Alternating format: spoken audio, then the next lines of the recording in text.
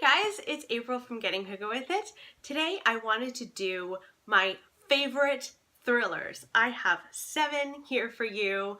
I absolutely love these books. They're awesome. Now, some of these thrillers are not overly scary. If you are a bit of a scaredy cat and you want to be able to sleep at night and not, keep the light on, I've got thrillers for you.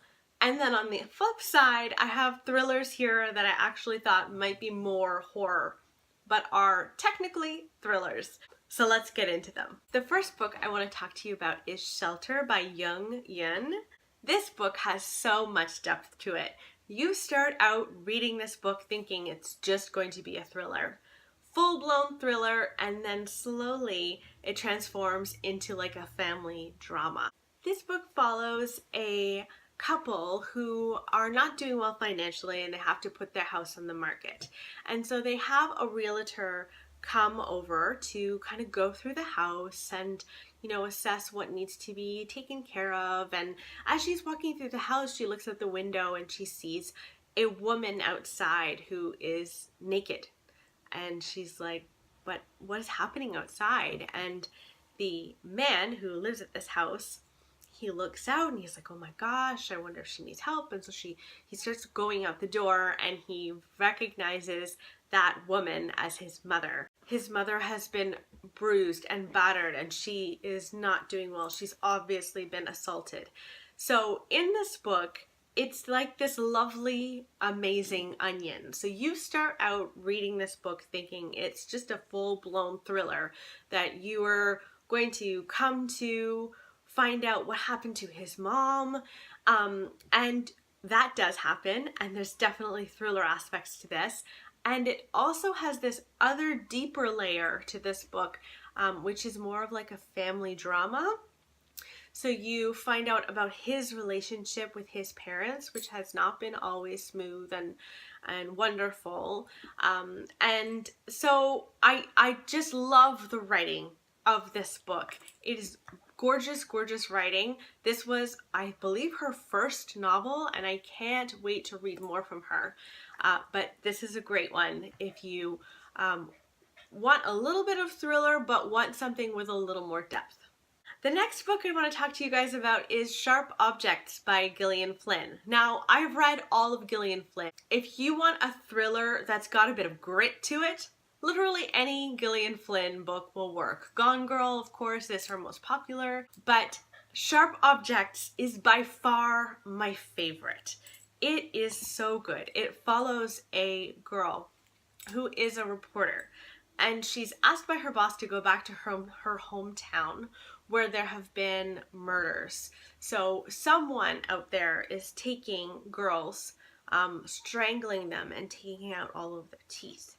And so she goes back to her hometown, but she has had a really rough childhood. So she doesn't have a very good relationship with her mother at all. She's also going back to her childhood home to stay because this little newspaper doesn't have a lot of money for hotels. So she has to stay with her mom and her stepdad, and then also her stepsister that she doesn't really know at all because she's only a teenager, and she is actually like much, much older. So she goes back home to investigate. The women of this entire town are just horrible people.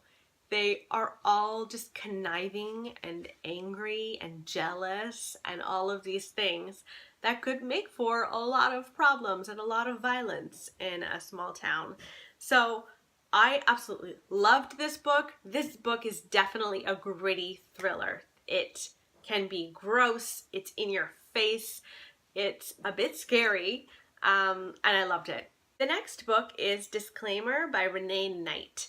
So this book follows a woman who one day finds a book on her nightstand and she doesn't know where it's come from, but she picks it up and she starts reading it, and she realizes at a certain point that this book is about her and it's about her life, and she doesn't know what to make of this, but she does have a secret in her past that she hasn't told her husband, she hasn't told her son, and she doesn't really want it to come out.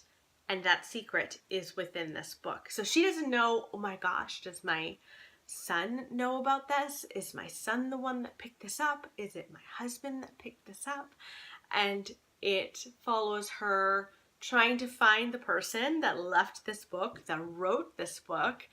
And also you dive into her history and what happened to her in the past. I would really recommend this one for anyone who isn't insanely keen on very, very scary thrillers. It's more of a psychological thriller. The next book is The Dinner by Herman Koch. Herman Koch? I don't know how to say his name. In any case, this book follows two couples. The men are brothers and they do not get along at all. They hate each other. And the narrator is Paul Lohman, I believe, and he really doesn't like his brother, and you can see that throughout the course of this dinner. The whole book takes place over one dinner, and they have joined together to talk about what their sons have done. So good. Really, really fun read. The next book is Pretty Girls by Karin Slaughter. This book was very dark, very graphic. I would put so many red flags here. If you don't like disturbing reading, this, just pass it by. This book follows a woman who's very, very well off. She and her husband go out for dinner one night, and while they're going home, her husband is murdered in front of her. And she goes home and she's grieving for him, and she stumbles upon some footage, some video footage on his computer that makes her rethink how well she knew her husband. It is, I think, the most graphic book I've read in a long time.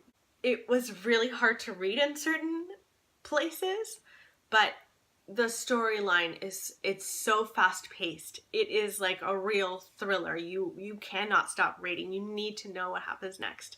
I really loved it, but so many red flags on this one. The next book is Night Film by Marisha Pessl. This follows a reporter who has been following this horror film director for many, many years. This horror film director directs films that are like underground. They're so disturbing that they can't really be released to the public, but they have this like enormous following.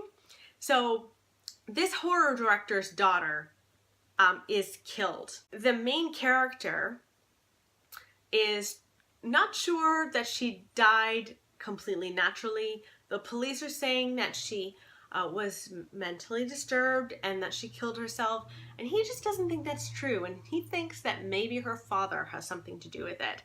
And so it's his journey to find out what happened to this girl named Ashley. And the scenes in this book with Ashley in it was so terrifying to me. Sadly, she's not in it a heck of a lot. You really are trying to find out what happened to her, and so they're interviewing tons and tons of people, but it's still a really fast-paced thriller. This is a pretty chunky book, but it's definitely worth the read. And the last book I have for you is You by Carolyn Kepnes.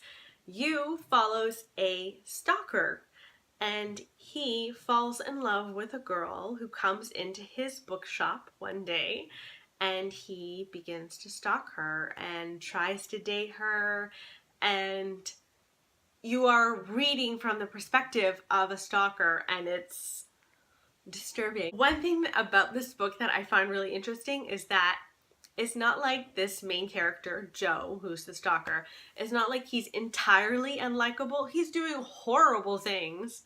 You don't like him, and yet you do find yourself once in a blue moon rooting for him, and you're like, oh no, April, don't actually root for this guy. He's doing really crappy things, and you can't like him. You can't want good things for this guy, you know?